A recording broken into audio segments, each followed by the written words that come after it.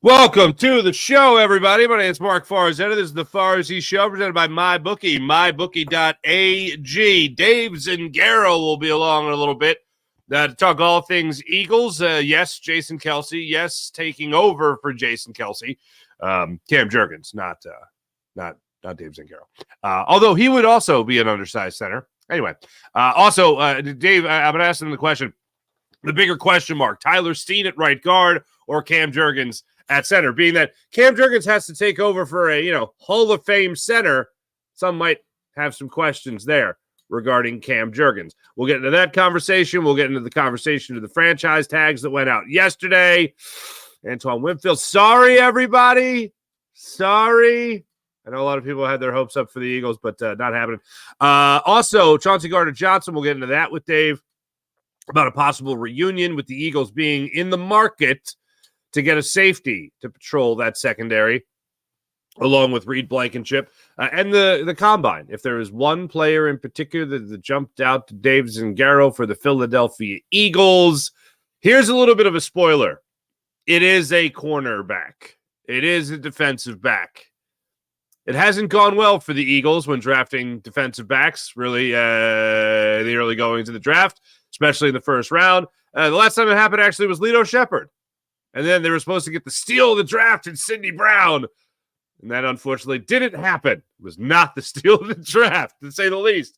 But yeah, we'll get into all that and more with Dave Zangaro when he joins us a little bit later on in the show. I'm going to start it off. Look, we got some Phillies conversation to get into with Zach Wheeler throwing his first game, getting his first action of spring training in Clearwater, Florida yesterday, including adding a new pitch to the arsenal. We'll get into that. Tyrese Maxey under evaluation for a concussion. He had some concussion symptoms, sat out last night's loss to the Brooklyn Nets.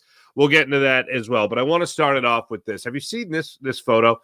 For the people on the podcast, this is a photo you may have seen on social media yesterday, even though social media was down for a little bit yesterday. This is Jason Kelce getting a smooch on his cheek from a gentleman in a backwards hat. They seem to both be enjoying a beverage. This seems to be some kind of event, gala, if you will. I don't know. But I thought, this is interesting. Is this this a nice fan? There's a fan getting a smooch in on Jason Kelce. What a guy, Jason Kelce. I don't know. A family member, maybe. I don't know.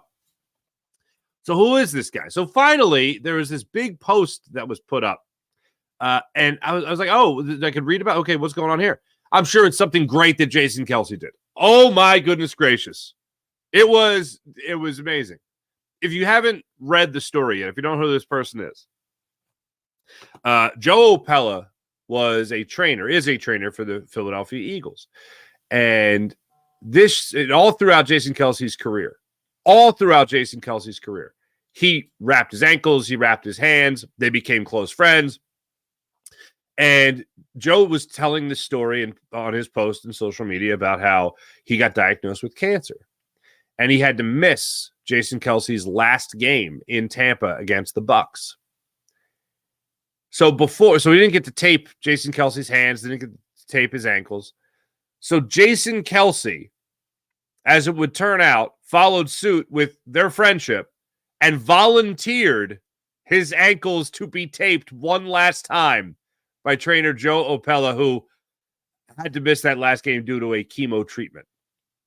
So before Jason Kelce's last press conference, his retirement speech, his epic retirement speech, he sat in the trainer's room with his dear friend and longtime trainer and allowed him to tape his ankles for a press conference. And not just for a press conference, for what was an epic retirement speech.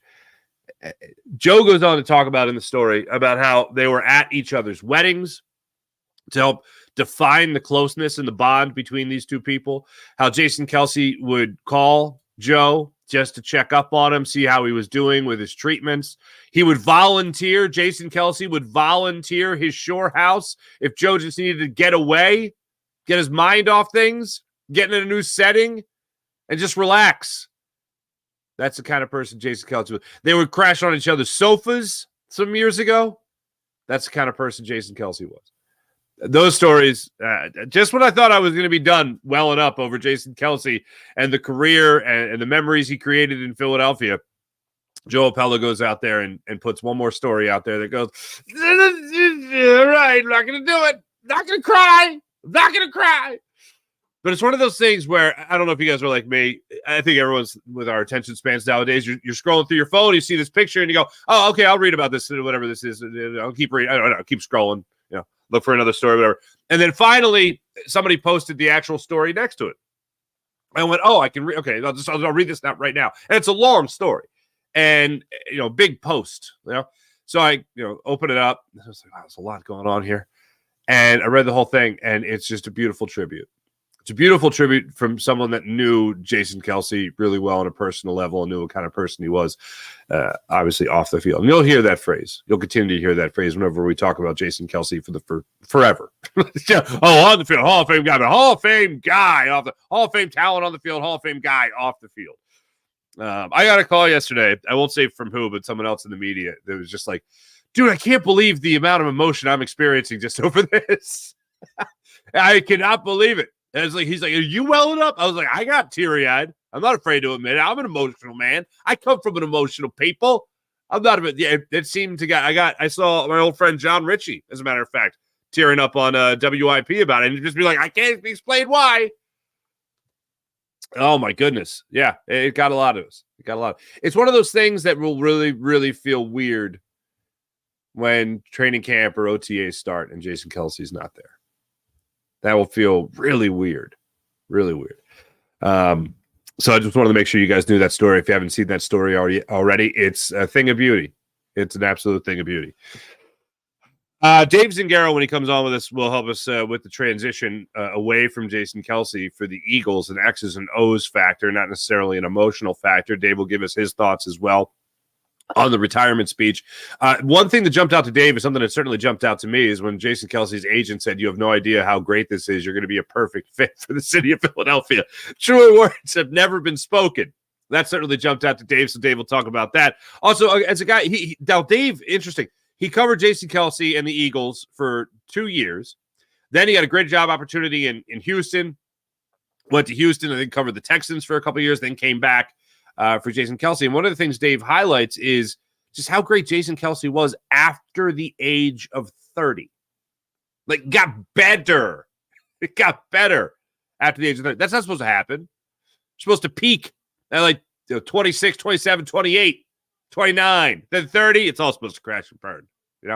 It didn't happen like that for Jason Kelce. And a lot of that was because of the dedication he had to his craft, the work ethic he has, and, of course, the tutelage of Stoutland University didn't hurt either. So Dave will be talking about that coming up in a second.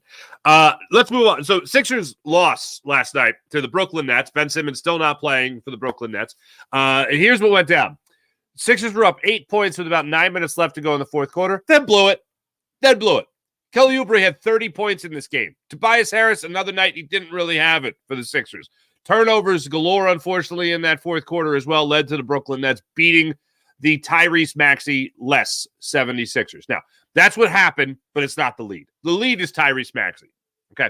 All right. I think we're all unfortunately used to the idea of Joel Embiid missing a long period of time in basketball, whether it's load management, whether it's an injury, whether it's a questionable whether he's going to play in the playoffs, gastroenteritis, torn meniscus, broken face, whatever. We're just used to something happening with Joel Embiid, but not Tyrese Maxey, not our beloved not Tyrese Maxey.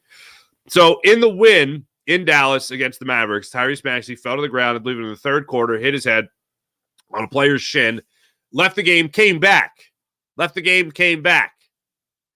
And then he did not make the trip to Brooklyn. He stayed back in Philadelphia to be under evaluation for concussion-like symptoms. Don't know if he'll be back on the hardwood when the Sixers take on the Memphis Grizzlies, but I certainly hope that he will. But this story now has my attention. I thought when he came back against the Mavs, oh, fine, great, wonderful, everything's fine.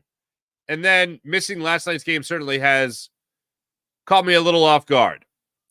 Sixers can absolutely not afford, in a time they're trying to avoid the play-in tournament, Sixers can certainly not afford to miss Tyrese Maxey for any period of time from now to the end of the season, especially with Joel Embiid being back. Now, I've made my prediction. I think Joel Embiid plays again this season.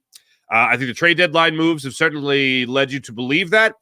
The positive news that we got in that Mavs game from the ESPN broadcast saying that Joel Embiid is lifting 100% of the weight that he lifted before the injury. He has resumed basketball activities, although light workload. He has resumed those basketball activities. So I can only hope that that does lead to, if you follow the bouncing ball, at least him coming back maybe for the final 2 weeks of the season, get a couple of games under his belt, get into shape a little bit, get back into game shape, and then unleash fury, unleash hell when he gets into the postseason. And I certainly hope that Tyrese Maxey, I don't see this lingering. So if he came back still in that Mavs game, I don't see this as being anything that's going to knock him out for a long period of time. So I'm going to go ahead and hold out hope and with good confidence say that Tyrese Maxey is going to be back in the near future. This won't be a long sustained injury. But I can understand not having Joel Embiid because we've been through it before. But having Tyrese Maxey miss games is worrisome. It's very much troublesome. And I would very much like Tyrese Maxey to be playing in these basketball games because one of the things you can watch, as I've said, even throughout the offseason and this entire season, this season, 82 games, is just entertainment. It's just entertainment. The season for me, the Sixers have now trained us to think, all right, let me know when the playoffs start. Yes, we'll be following, we'll be watching, we'll be entertained. But when the playoffs start, that's when you really start sitting on the edge of your seat and seeing how much further this team can go.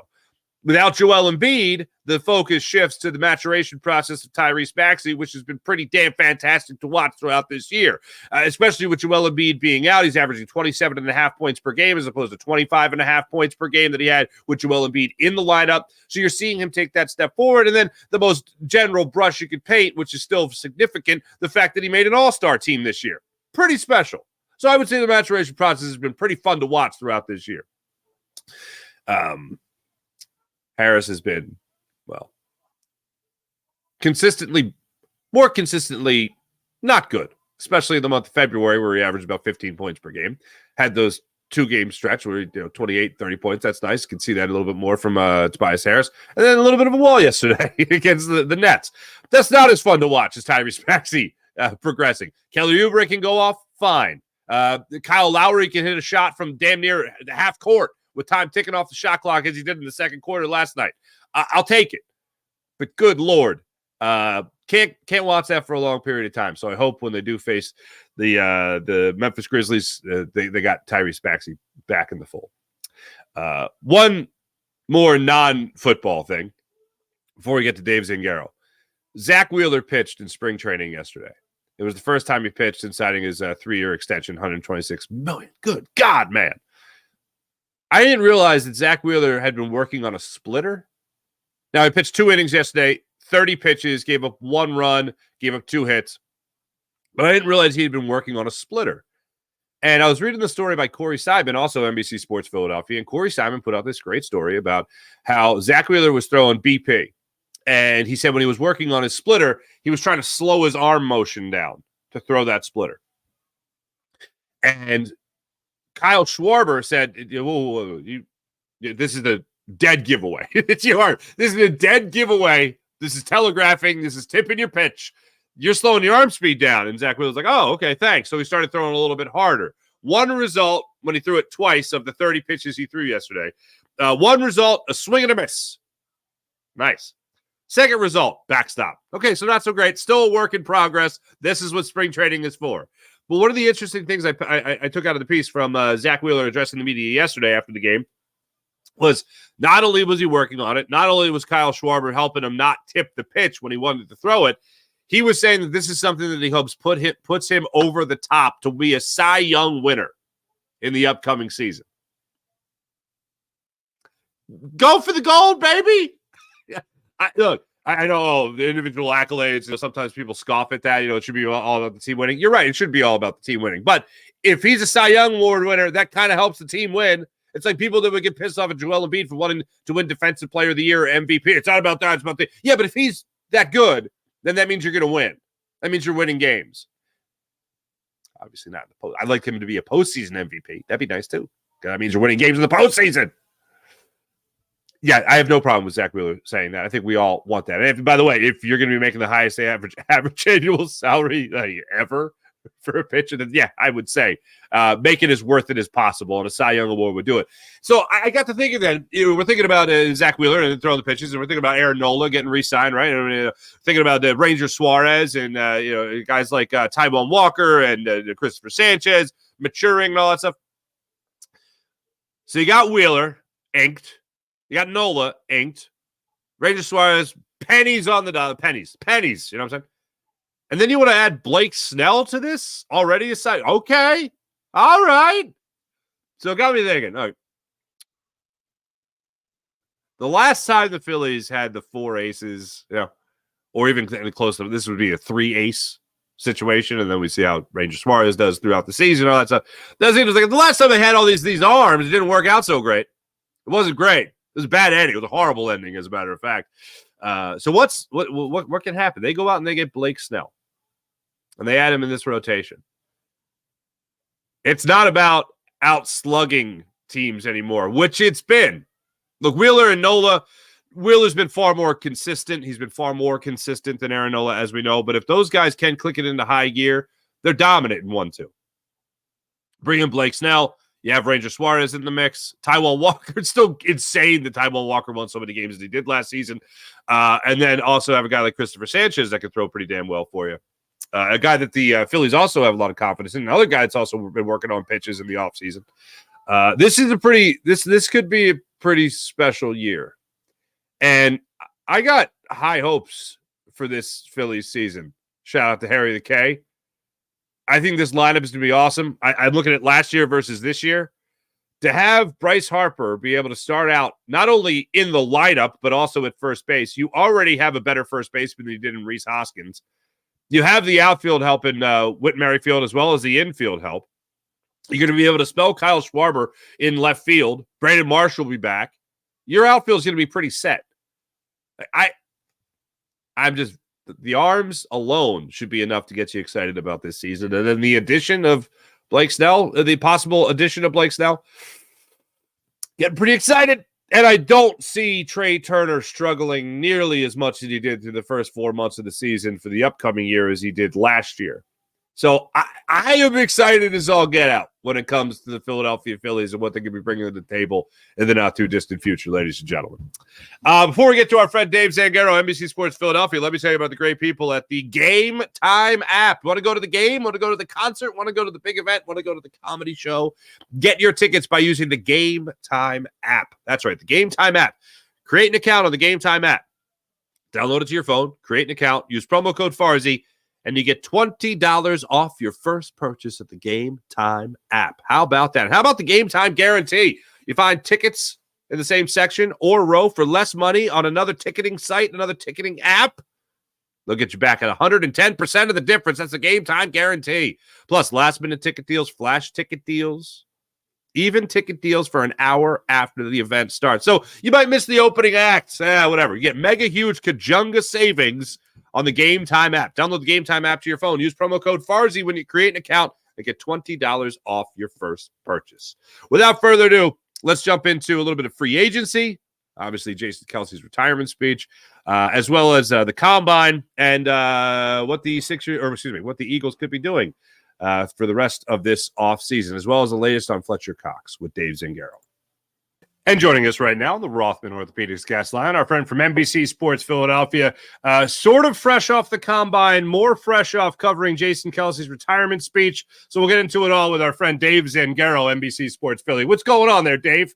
What's up, man? How are you? I'm doing fantastic, thank you. First, I got to say, you wrote a great piece on Jason Kelce's retirement. What stuck out to you, you wrote about in the early goings of your piece, was really, has an agent ever been more right about telling a 6th-round pick, hey, you're going to fit in great in Philadelphia? Because that was a grand slam of a call there by the agent. Yeah, Jason Bernstein, who's been Kelce's agent his entire career, told him you're going to fit in really well in this city. And, like, I don't know anyone who's ever fit in better. He's talked about this before, Jason Kelce, and I think it really came up in 2021 when we were kind of dealing with the Ben Simmons fallout. Because it was such a, at that point, it was a big talking point in town of like, what does it take to be loved in this city? And Kelce's stance has always been pretty much the same. Like, it's not that hard. Just You have to care about it, and you have to know that the people in the stands care about it too. And sometimes they're going to voice their displeasure, and you got to like recognize it. And it's funny because it just came like we've talked about this recently because Darius Slay and Steven Nelson were talking about it. And Steven Nelson got a lot of flack for saying he had to leave. He wasn't built for it, which I don't think everyone is built for it. I don't fault him for that. But if you are, like, you can be set up for life here. You know, we've seen that with guys, a lot of guys who end up living here after their career. Like Kelce said, you can become a demigod in this city. It's kind of true. The way we treat our athletes, the ones that care and the ones who always care, like, yeah, they reach a status here that not many athletes reach in other cities. And Kelce's kind of in a league of his own with that. I never thought we'd see an athlete as universally loved as Brian Dawkins. He's always kind of been the standard in the last 30, 40 years, but I think Kelce topped them even. We've never seen this before. It dawned on me when Jason, and we'll go back to the speech in a second, but it dawned on me when Jason Kelce was done. Hold on a second here. A Hall of Fame Super Bowl champion. We don't know what that looks like in Philadelphia. Unfortunately, he's the first. So I kind of put it like this. Like, we could talk about Fletcher Cox and whether or not he is going to retire, what the word is on the street with him, but a Hall of Fame Super Bowl champion. I don't even know how we deal with that other than in maybe 4 or 5 years we go to Canton and we just drink the place under the table, basically, is how that's going to go. Yeah, it's going to be fun when he gets inducted. And the kind of crazy thing is it took a while for him to reach that level. You know, he talked about it during his retirement speech. He oversold it a little bit. I don't think everyone wanted him out of town in 2016, but they did draft Isaac Seumalo, who at the time we thought, okay, yeah, they're drafting his replacement. Kelce didn't play his best season in 16. It probably helped him that Isaac wasn't really ready at that point, but he comes back in 17 and he's incredible. And in 6 of his final 7 years, he's a first-team All-Pro. He makes the Hall of Fame with that stretch. It's unbelievable. He would have had a good career. You would have said good 6th-round pick. They liked him in the locker room, but for him to turn himself into a Hall of Famer, no doubt about it, Hall of Famer, champion, maybe one of the best centers of all time, maybe like he's in the conversation. Certainly the best center of his generation. It's remarkable. And I mean, he's retiring, but he's doing it on his own terms. I mean, he has good football left in him. He played at all-pro level this year. Even if he wasn't at his peak, he was still really, really good. And if he wanted to play a couple more seasons, he could keep piling on accolades and earn another $25 million, $30 million. But I give him credit for walking away because he feels like it's time, and he's earned that. Absolutely. Just overall, I mean, when it came to the speech, what did you know going into it? What were you expecting? And overall, what other than his agent just hitting it out of the park there, what was one of your major takeaways from the whole thing? Yeah. I had a pretty good feeling he would nail it. I had a pretty good feeling he'd be emotional before he said a word, and I got both of those. We were actually talking about it, like, how far into the speech does he get before crying? Someone asked me that, and I said, he's not going to get into the speech before. What are you talking about? He's going to cry the entire time through it. And he did, but once he got a little steam rolling, he was able to plow through some of it. And as you'd expect, there were some moments that got him a little more choked up than others. I give him credit. I mean, first off, it was incredibly written, and you've given speeches before. I've given speeches before. We've talked in public forums. To do it from a phone is really hard. It's honestly, just on that note, I find it to be next to impossible. Like, if you go up there with like on your phone, I have to have a hard copy, man. I can't go up there with any digital device, let alone a phone. I'll have to ask him about it one day. Like, did the phone not freeze? Yeah, right. Was he just like so sure that the face recognition would work that he could glance down and get it to open up again? I'd be like, oh, I got typed in the passcode too many times. I've tried. I'm crying. I don't look the same anymore. I thought the delivery was was emotional. The writing itself was phenomenal. I actually tweeted out a passage from it that it caught me when he said it, but like you read it back and you're like, this is beautiful. Where he just talks about the locker room and how it's such a blending and a melting pot of different people from different places and different ideologies. And it's cool and it's fun. Since I've tweeted that, I've had a bunch of ex-military get a hold of it and kind of liken it to that. I've had people in the corporate world kind of say that, people from classroom settings. So it's not like I think it's unique in the NFL, certainly, because you're just trying to find the best at certain things, and it's going to attract a wide variety of people.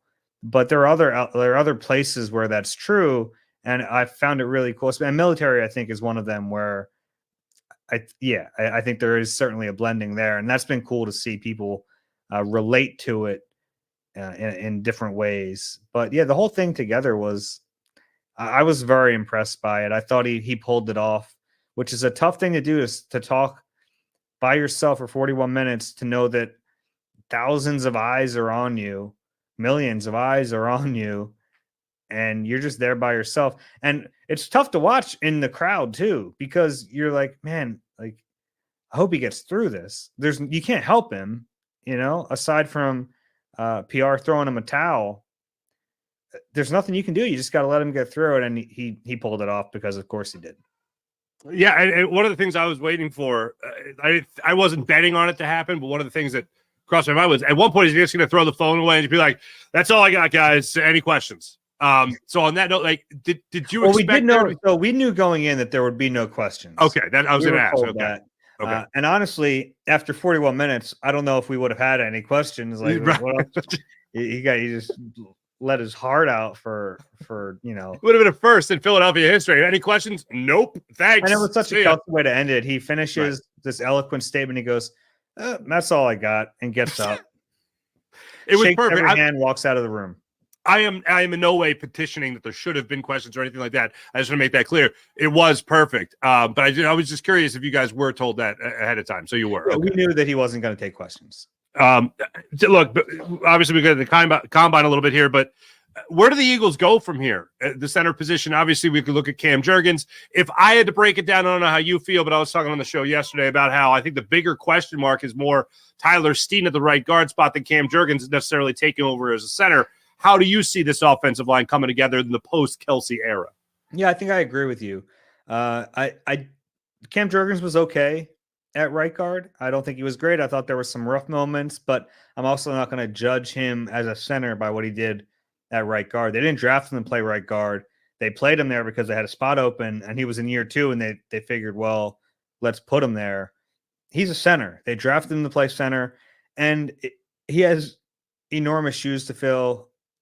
The chances that he ends up being Jason Kelce are slim to none, right? We know that. So I think we have to temper our expectations. But the reason they drafted him as high as they did, and it was high, it was a second-round pick, was because they saw a lot of the same physical tools they saw in Kelce all those years ago. And the fun thing about Cam Jurgens is, given his athletic profile, he would not have been a second-round pick had Jason Kelce not existed. Right? If there hadn't been this template of a smaller, undersized center with these extreme athletic gifts, the ability to get to the second level, the understanding of leverage, like if Jason Kelce doesn't exist, Cam Jurgens isn't a second-round pick. And that's kind of the cool thing. And I know Kelce's always downplayed the role he had in scouting him, but he did watch him. He did like him. And Kelce will tell you it was more about the Eagles telling him, hey, we're going to draft your replacement. We want you to be cool with this. But not only was Kelce cool with it, really like helped out as much as he could. And I know that, but he's always done that. He even did that with Isaac Seumalo, who was drafted in what should have been Kelce's prime and ended up being Kelce's prime to replace him. And he was all on board with helping Isaac as a rookie, as a young player. And I've talked to Jason before about how he can, and it's not just Jason. Like, I think Fletcher Cox has really done this. Brandon Graham has really done this, but they understand that a part of their legacy, they want to be bringing along the guys after them, which I think is really cool. And I think it's not necessary. I don't, it's not what they're getting paid to do, but I think it fosters the right culture in an organization. And when you have all the veterans doing that, I think it's a really good thing. Certainly. Speaking of guys that weren't drafted to be guards, Tyler Steen, was he notified at the draft that he was now a guard? Because basically his guy's been a tackle. By the way, you're a guard now. So how is that? Happens though? Sure. There's a bunch of tackles in college that teams look at them and go, probably a better guard. And that's okay. Like I think in a pinch he probably could play tackle, and that was what really stood out to me in his rookie training camp was he looked more comfortable at tackle than he did at guard. Once they realized, okay, this is obviously Cam Jurgens' job, he's not going to lose it. They started getting Steen reps at left tackle, and he looked way more natural. So and it did raise an eyebrow a little bit when he couldn't wrestle away that backup job from Sue Opeta when Jurgens was missing. They felt more comfortable with the veteran instead of putting Steen in there. Now he did get that one star, but it was in a game where Opeta was banged up. We're in the I'm in the weeds now a little bit, but Opeta and Jack Driscoll, both free agents, two of your top backup offensive linemen. You need backup offensive linemen. There's nothing that can sink a season quicker than injuries on the offensive line. We've seen that here before. If you don't have backups who can play, it's trouble. So curious to see if those guys get offers elsewhere. Curious to see if the Eagles are able to bring one or both of them back. And, I don't know if they're going to spend money in free agency on an interior lineman, but if they look at Tyler Steen and think he's not ready to be a starter on a team we think can compete right now, they have to address it. Now, the way you might address it, it's funny you talked about college tackles playing guard. I think there's a scenario where they draft Lane Johnson's eventual replacement, but say, hey, you're going to compete for right guard as a rookie, and then you get some competition between that player, whoever it is, and Tyler Steen. I could see an outcome like that. Gotcha. When you do get into the weeds there when it comes to the draft, you were just out there in Indianapolis for the combine. Beautiful, tropical, always Indianapolis. It was nice, actually. It was nice in the beginning. It was like 65 degrees. And then by the time we left, it was like 30 and blustery. Gotcha. I know you love this stuff, especially when it comes to the draft and the combine and all that. Any names jumped out than most or more, a little bit more than everybody else? Who were you looking at in particular? Who caught your eye in Indianapolis? Yeah, one of the guys I really liked going into the draft was Quinyon Mitchell, the cornerback from Toledo. And then he ran really well, and he's probably not going to be there at 22. But, crazier things have happened. I think a lot of the mock drafts have the Eagles taking a cornerback, which maybe is not realistic when you look at their history. They haven't done it since 2002, Lito Shepherd. But I do think the value does line up there for them this year. And I think it's in a position where I look at free agency. It's not a very good crop. It's, the two best corners on the free agent market, Jalen Johnson and L'Jarius Sneed, both got franchise tags, so they're off. And then after that, you have like some older players, some injured players. You're going to have to overspend. I don't love it. So you go into the season, you have Darius Slay, who you still feel good about, even though he's old. Like he could run last year. I don't think James Bradbury is going to be on the team. I know what Howie Roseman said, but he said nothing. And people made a big deal of that, Dave. He said nothing. Yeah, he's under a play. Okay, sure. He's under contract. Thanks. Yeah, I watched the way he played last year, and So do they eat the money? How does that work? Yeah. Holy Stromboli. It's not great, but it was a mistake. It was a mistake. They shouldn't have paid him the money. I agree. There was definitely risk going into a season paying two corners over 30. And hopefully they learned their lesson there, but you can't get rid of both of them, and Slay played well. So, all right. I agree. I want to run a couple more names by here. First off, what are you hearing about Fletcher Cox? I want to go back to that real quick. Do you think Fletcher Cox is done? I get that sense. There's smoke there for a reason. Sure. Okay. Talking to Jordan Davis at Locker Cleanout Day was very eye-opening. Davis talked about Fletch like he was already gone, and Fletcher's standing in the corner of the room. But his locker was cleaned out. Okay. And I think Fletch has more good football in him if he wants to play. I could see him go ring shopping. I could see him not re-signing with the Eagles, going into the season, and then just like, oh, look who's doing really well. I think I'll jump. Oh, the Eagles are good again. Maybe I'll I jump could in also there. see him doing a formal goodbye. Okay, yeah, fair enough. We'll see how that plays out. I don't think anything's in stone there, but there's a lot of smoke around him walking away, and I think that's notable. Gotcha. Chauncey Gardner-Johnson's another name that's been tied to the Eagles' mutual interest. You hearing the same thing? Can you expect it? What's the deal there? I wouldn't say expect it. It's a good crop of free agent safeties. He's one of them. And the really attractive thing about this crop of free agent safeties is they're all pretty they're all pretty young. He's kind of the elder statesman of that younger group. He's 26, but I mean, Xavier McKinney didn't get franchise tag. He's now kind of the top guy. Antoine Winfield did, so he's not available. But Cameron Curl, Geno Stone, Julian Blackman, like there are a bunch of good safeties who are 24, 25, 26 years old. And now there are a lot of teams looking for safeties. So as deep as it looks, I think those guys are going to get snatched up. But I think the Eagles are in a position to spend money at safety this offseason. I think they will. I think they're going to find a guy on a multi-year deal. Could it be CJ? Possibly. You want to make sure all the fences are mended and everything's good there because it didn't end well. I like CJ. I got along with CJ. He's a little bit of a wild card, but I also think he has an energy that was good. I thought it was good for this team, and they would have been much better off had he re-signed instead of them, him kind of not taking the deal, walking away, then the Eagles taking that money and signing James Bradbury.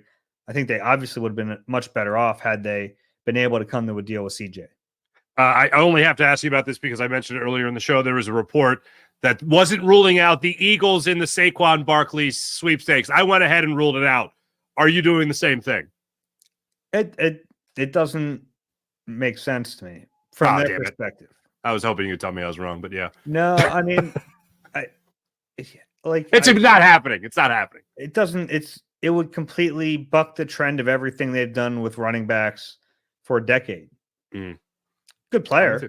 Yeah. I think he's very good. Really good player. But, is he still a transcendent talent? Really? I don't think he is because you can't rely on him because of the injuries. Yeah, I have a hard time buying that one. I agree. I think they'd be better off waiting to see if DeAndre Swift doesn't get that deal somewhere else. And if he doesn't, then you say, all right, DeAndre, you go test your market. Let us know. We want a chance here. I'd almost feel better about that. And I'm not comparing those two as players. Saquon's a better player, but look how they've used I agree. the resources of that position. I don't think it passes the test there.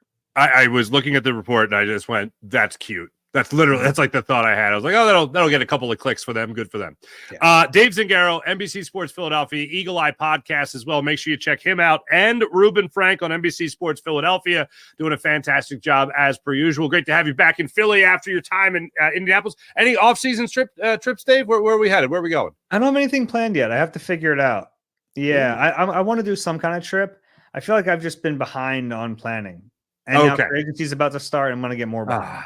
Damn it. All right. So much for the Instagram pics of you like in Fiji or something. I don't know. Dave Zangaro, NBC Sports Philly. Dave, thanks so much, brother. Sure, man. Take care. Dave Zangaro, NBC Sports Philadelphia. Always great catching up with my man, Dave.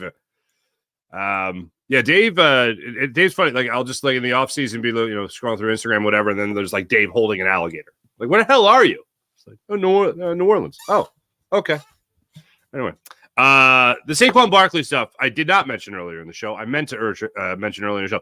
Patrick Leonard, who's actually, I think, a great writer for the New York Daily News. He quoted sources. So the story's been picked up by everybody, pretty much. But he cited sources that are supposedly interested on Saquon Barkley. The Eagles were one of them. That screamed to me. The Ravens are another team as well. That screamed to me, agent for Saquon Barkley, putting it out there just as a, hey, Giants, you still want to negotiate a deal? Well, you don't want to let it go to the Eagles, even without Jason Kelce. That's still going to be a pretty damn good offensive line. Probably the best the best offensive line that Saquon Barkley's ever run behind. You don't want to do that, do you, Giants? That's what it screamed to me. For everyone else that picked it up like it actually happened, like it could actually happen, I was like, oh, that's cute. That will get clicks for you. Congratulations. But to me, the original report, if you read it from Patrick Leonard, the original report was just citing the sources, baby. Just citing the sources. To me, that screamed of the agent just trying to make the Giants a little jealous, maybe. Anyway, my thanks again to Dave Zangaro. Make sure you guys read all his stuff on NBC Sports Philadelphia and, of course, listen to the Eagle Eye podcast. Let me tell you about MyBookie. MyBookie.ag. That's MyBookie.ag. You want to bet on all the action? Want to bet on a little bit of basketball, a little baseball, a little football when it comes up? A little hockey? You can do it all at MyBookie. MyBookie.ag. Just download the app to your phone, create an account, use promo code Farzy. You get up to $1,000 redeemable cash bonus. And MyBookie.ag. If betting on the world of sports ain't your thing, you know what? You can also bet on the world of television. Ooh. How's this episode end? Who ends up with who? You're going to do it all at MyBookie. So take advantage of all they're offering at MyBookie. Use promo code Farzy, create an account, get up to $1,000 redeemable cash bonus at MyBookie. And finally, thanks to our friends at Sky Motorcars, SkyMotorcars.com. Look at all the amazing inventory Brett has to offer at Sky Motorcars, SkyMotorcars.com. Before we get to the chat check, I did look up Xavier McKinney because I was like, I know he's young. 24 years old now, I'll be 25 when the season starts, but I just wanted to make sure of that. So I I go to his Wikipedia, and just a fun little factoid for you here. Who did Xavier McKinney play for most recently? Did you say the New York Giants? You would be wrong. According to Wikipedia, Xavier McKinney, born August 9th, 1999, a 19 guy, sweet, is American football safety who plays for the Wong Dong Chicken Nuggets of the National Football League. He did play his college football at Alabama. Somebody got to his Wikipedia. The Wong Dong Chicken Nuggets. I just saw that. Also, while we were running that interview with Dave, just one last thing. As I was saying before we went to the Dave interview, I was talking about the Philadelphia Phillies. Well, wouldn't you know it? Buster Olney of ESPN also feels confident in the Philadelphia Phillies. I was telling you right before we went to the interview, I feel good about the Phils. Buster Olney literally just put this out. You see it down there, 6:37 this morning. World Series pick from here. Phillies over the Yankees. Phillies are a very driven team after squandering a great shot last October when they were the best team. An improved defense, a healthy Harper, and an ownership / front office committed to adding whatever is needed during the season. Buster Olney from the top rope, ladies and gentlemen. You love to see it. You love to see it. Let's get into our chat check and see how you want to be. I'm with you, man. The good vibes are happening when it comes to the Phils. Daniel, what's going on? Yo, to you as well. Sean Kilrain, good morning. Sean Gillespie, good morning. Dev, morning, Farzy. Juergens will be fine, I think. I think they done a comp with Steen at right guard. Maybe. Look, here's the only thing that concerns me. I think Juergens will be fine in the physical things a center needs to do. What will be interesting to me is that for a long time, you would have Jalen Hurts, or not for a long time, but Jalen Hurts had Jason Kelce right in front of him, a guy he could trust when it came to, shifting protection a little bit, making a call and all that. Now he's got to trust Cam Juergens. To me, that'll be the more difficult aspect of it. Let's see how that works. You could have Jalen Hurts trust a Hall of Fame center rather easily. Now he's got to trust a guy who's going to be essentially a rookie at center. Now, he got 1 year under his belt as a starter at right guard this year. I get it, but not at center. It would be like when we talked about Jalen Hurts, his second year as a starter. You know what I mean? Well, it was his third year in the league. Well, this is going to be Cam Jurgens' first year as a starter at the center position, taking over for a damn legend. And not just a legend, but one of the greatest to ever do it, if not the greatest to ever do it. So that's going to be tough. That's going to be tough. Those are huge shoes to fill from a locker room standpoint, an ability standpoint, and a what's between the ears standpoint. So that's going to be very difficult for Cam Jurgens. That's why when I look at question marks, I can understand why people would still have questions about Cam Jurgens. You've never seen him. You haven't seen him do it before. You've only seen him play the right guard spot. He played right guard well. Not great. Not all pro. Not Pro Bowl. He played well. Not his natural position. He's a center. So him going to that spot makes me think he'll be better than just good. Play well. I think he'll play very well at the center position. The mental aspect of it is what is really the only question mark for me when it comes to Cam Jurgens and whether or not he'll be able to help with the awful blitz protection the Eagles had last year, especially at the end of the season, and whether or not Jalen Hurts will trust him when he's shifting protection. So we'll look at that.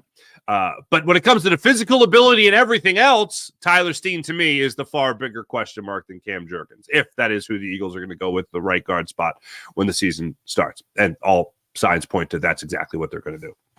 What else do we have? Deb, you have another thing? Jurgens would be fine at center, hand-picked by Kelce himself. Right guard will be a competition. Competition, I can see that absolutely happening. Sean Kilrain. All right, so Sean Kilrain is referencing the story that we talked about earlier here with Joe Opella, the Eagles trainer, who taped Jason Kelce's hands and ankles throughout his career and missed his last game with the Bucs because Joe Opella, the trainer, was going through chemo treatments to fight cancer. And Sean is saying he just read the story. Kelce is that friend. Every guy needs a stand-up dude. I have this feeling that we are nowhere near hearing the end of Jason Kelce tributes. Nowhere near it. I was going to say this for the morning rush, but I'll get into it now. Jason Kelce beat the Celtics last night, ladies and gentlemen. Jason Kelce returned to Cleveland, went to the Cavs game with his brother Travis. They sat courtside. The Cavs gave him a jersey, number 62, Kelce on the back, framed and all that. It was beautiful. And then the Celtics went on to choke against the Cleveland Cavaliers. And Jason Kelce rooting on the Cavs to beat the Celtics helps the Sixers in some way, shape, or form. But anyway, he was in attendance in that game last night. So the Kelce magic continues to help Philly on the surface of play. In this case, the hardwood. Sean Gillespie, what's going on? Statland U will face its biggest test this season. I concur. Joe Whipp, still no closer for the Phillies. Yeah, that's not great. It's not great. Sean Kilrain, what's going on? I think the lineup will be fresher. Last year with Trey or JT coming off the World Baseball Classic kind of gassed them out. So it should be electric and Bryce a full season at first base. I concur. And Joe Whipp, still, to your point, no closer. Hopefully they won't need one. Hopefully they won't need one. No, that's Paulie Pom-Poms. Saying you hope the Phillies won't need a closer, that's Paulie Pom-Poms, and I apologize. But anyway, why Niners not great? Oh, thank you, man. Couldn't get into the chat. Smash that like button. Oh, the Farzy. Thank you, the Farzy. That's funny. Appreciate you. Why Niners wine? April! Morning, April. What's going on? But no chance of Xavier McKinney? Wah, wah. Robert Ross, Wikipedia is definitely not a credible source. Laugh my ass off, or laugh out loud. Anyone can change the info there. Yeah, it used to be a little easier to change the info. I thought you had to have a credible source. Hey, by the way, link it to this story. Link it to this story that backs up your claim that he plays for the. Hold on. The Wong Dong Chicken Nuggets. Let me refresh it and see if it's still there. Pots and pans. No? All right, refreshing. Yep, still played for the Wong Dong Chicken Nuggets in the National Football League. Not great. Not great. I don't think it's happening. Look, I think Saquon Barkley goes back to the Giants. I don't think he wants to leave the Giants. I think he goes back to the Giants. Xavier McKinney, I think he goes back to the Giants. They didn't use the tag on him, as Dave pointed out. But one thing that is I find very interesting is that Dave does not think that James Bradberry is going to return to the Philadelphia Eagles. And I know a lot of you, when you heard that, went, huh? Could it be? Up to $17 million? Dead cat. Good God, that's a huge number. I don't put it past Howie Roseman. This is Howie season. All right, we have Hurt season, we have Howie season. This is clearly Howie season. Howie's got to wave that magic wand. He's got to be that sorcerer that he could be, that wizard he could be when it comes to being able to manipulate the cap. With the cap number being up, going up in a huge way, yeah, you'll be allowed to have a little bit more wiggle room than we expected. It's a huge jump for the salary cap this year. Eagles are willing to spend. Eagles are willing to eat money. But good God, what a mistake. I mean, look, I was excited when you brought back Darius Slay. I was excited when they brought back James Bradberry. I did not see James Bradberry going in the tank as hard as he did this season. There's one thing. I'll grab the pom-poms again for Paulie pom-poms. There's one thing that I do look at with James Bradberry this year. It's not an excuse, but it's just an attempt to understand why it got so bad. It is not, let me repeat, it is not the reason James Bradberry was terrible this year. But if you were the agent of James Bradberry or you were James Bradberry, you're saying to yourself, hold on a second. Was I the problem on the defense or was the defense the problem with the defense? Because it wasn't just me. It was everybody. You want to have two different defensive play callers? You want to have a defensive play caller through most of the season that has only been a defense coordinator one time in the NFL? And you want to blame me? You thought it was such a problem that at 10-3, you fired that defensive play caller, hired a new defensive play caller, brought in a new defensive play caller, would be the best way to say it, demoted the previous, and I'm the one that's terrible? Now look, that is not the reason. That might be the tiny percentage of it, but not the reason. Seeing James Bradberry give up on tackles in the Tampa Bay Buccaneers game, seeing him just get blow covers left and right throughout the season, that is not on Sean Desai. That is not on Matt Patricia. That's not on Howie Roseman. It's not on Jeffrey Lurie. It's not on Nick Sirianni. That's on James Bradberry. That's on James Bradberry. It was not all on that. I know people could look for excuses. That ain't one of them. So for me, it's not all because that everything was a blaze around him. It's that he got torched time and time again this season. And that's not on the side. That's not on a play caller. You can't play cornerback? It doesn't get any easier than cover that guy. He has a football. Tackle him now. That's why I look at James Bradberry beyond any other confusion that might have been out there on the football field throughout this season. Guys there with the ball, tackle him.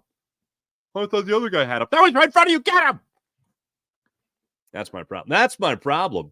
That's my problem. Wikipedia.credible. April. No, it's still stupid easy to change Wikipedia. I've done it. I mean, we've all. I mean, that's like, is that not a national pastime of ours now to just change Wikipedia? Check Wiki now, Farzy. What for James Bradberry? For Xavier McKinney. Let's go back to it. Okay. Thank you. All right. I doubt you'll be able to see this. Let's see if I can blow it up here like this. Yeah, you're not going to see it.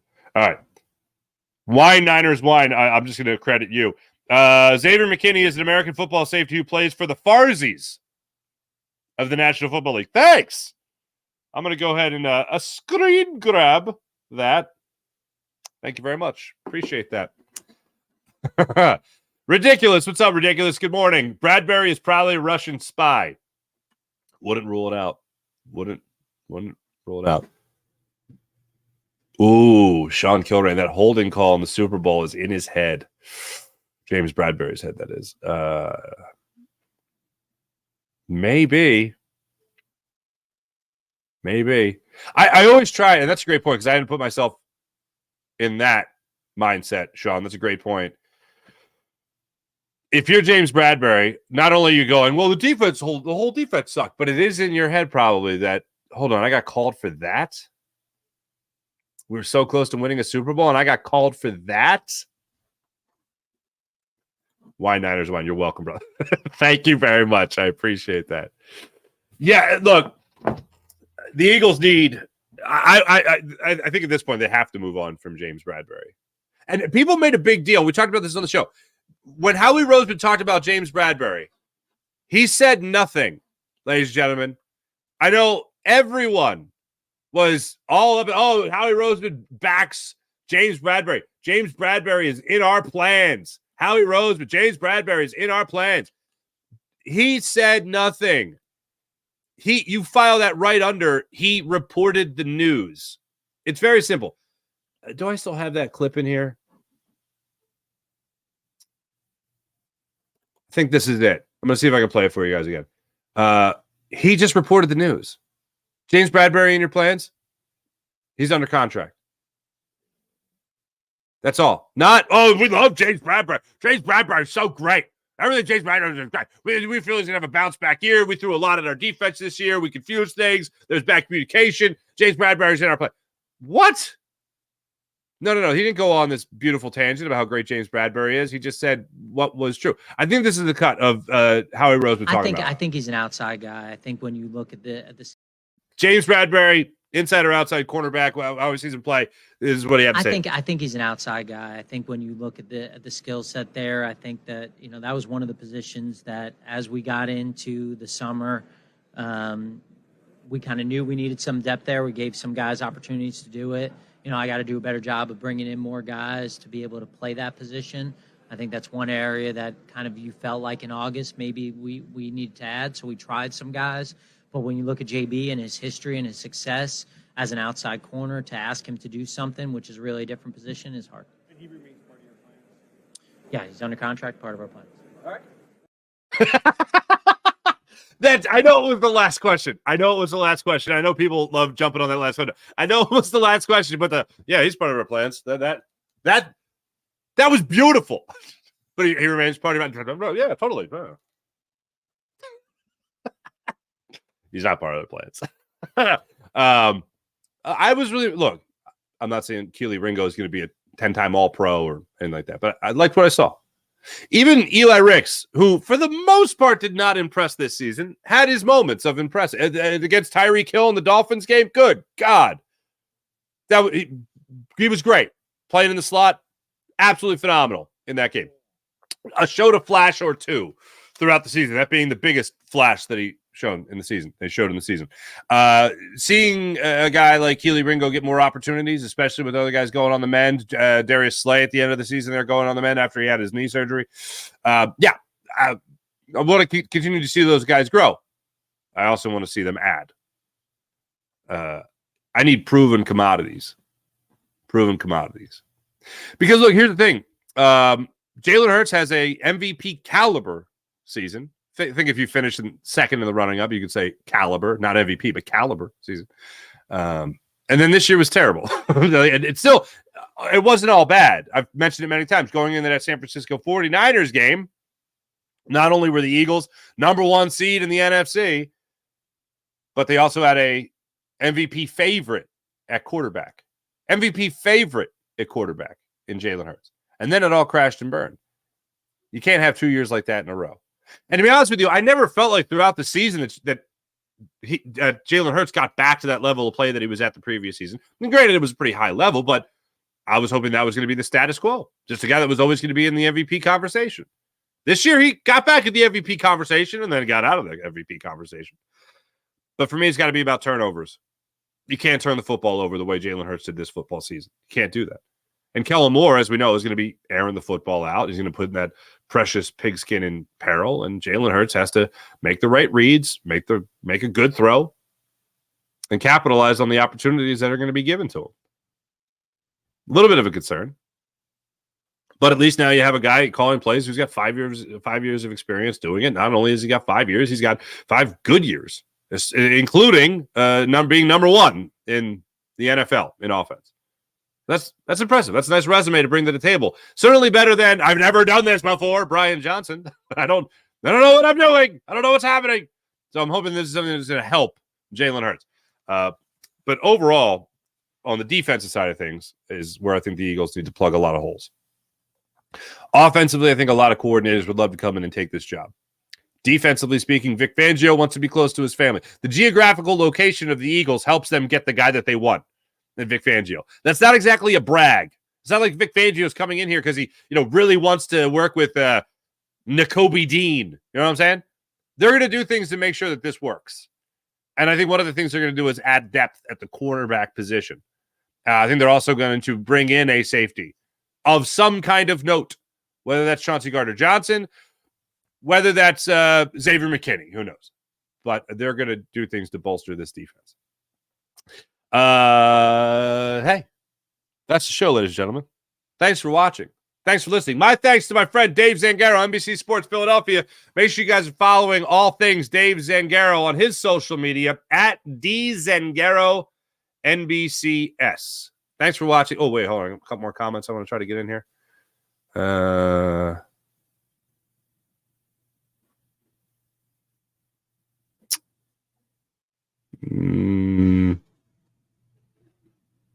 it's very kind. Why Niners want to see.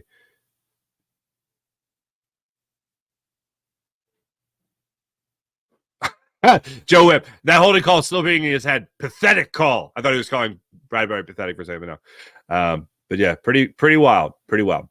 Thanks everybody in the chat. You guys are great. I'll be back with you guys tomorrow, of course. Ladies and gentlemen, thanks for watching. Thanks for listening. Yeah, go ahead and hit like, hit smash, subscribe to the Farzy Show YouTube channel, subscribe to Jacob Media, and all that fun stuff. I'll be back with you guys tomorrow. Break it all down. We also have a Pro Football Focus top 100 list. A couple of Eagles already being named on that list. We'll get into that tomorrow and so much more. Thanks for watching. Thanks for listening. This is the Farzy Show presented by MyBookie, mybookie.ag. Have a great rest of your day, everybody. Be back with you tomorrow. See you.